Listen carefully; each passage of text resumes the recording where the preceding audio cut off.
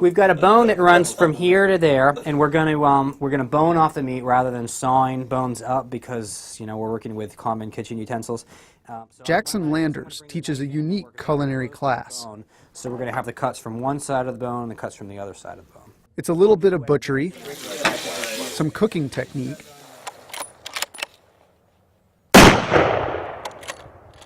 and then there are the rifles. My name's Jackson Landers. I'm 31 years old, and I teach a class on deer hunting for locavores and foodies. Mr. Landers tailors his class to people who didn't grow up hunting. I had no firearms experience, but I was a foodie, and I was interested in this sort of an ethical treatment of an animal, and I didn't want factory farming. I thought, yeah, that makes sense. And it's free range, hormone free. The animal leads a good natural life in the wild, and then it has one bad day. Mr. Landers walks his students through the entire hunting process, from learning to fire a rifle to field dressing a deer. It was one of the last lessons in the class, and for many of the students, the most daunting. So I'm going to start out boy, this is a big deer.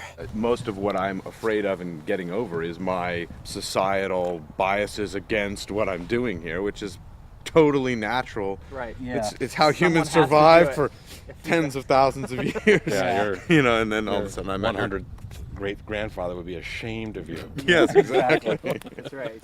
Across the country, the number of hunters has been in decline for decades. You can feel the rib cage. It's beautiful meat. That's even Mr. Landers is a recent hunting convert. No, I didn't grow up hunting or shooting or anything like that. And it's a lot harder, I think, to start doing that as an adult. You talk to most hunters and ask them, well, how did you learn how to do this? They learned as a kid from a father, an uncle, or grandfather. For many of Mr. Landers' students, the class was a chance to reconnect with their food in a very old way. Really, it was more that there's all this free meat running around. It's something I've never done and I'd like to learn how to do.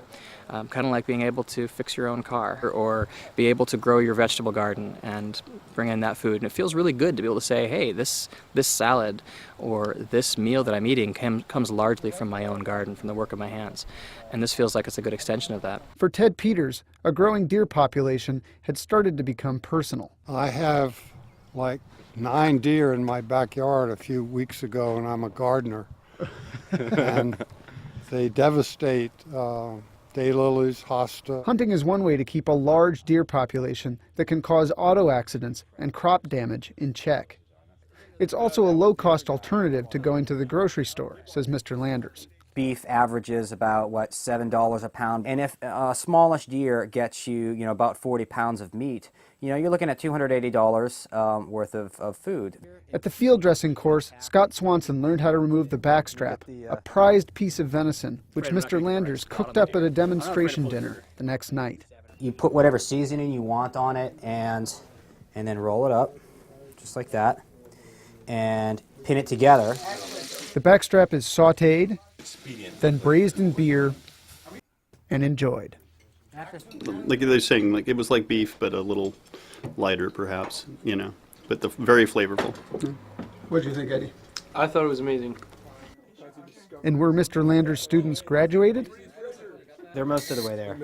I don't think that I've graduated until I have a deer that I've shot, I've field dressed it myself, I've drug it back home and put it on my table. Okay, well that's when I feel like I'll have graduated. Then you've done it. That's right. Yeah. So I feel like I'm really close to graduation, but I got a final exam coming. Right. ABD. Yeah.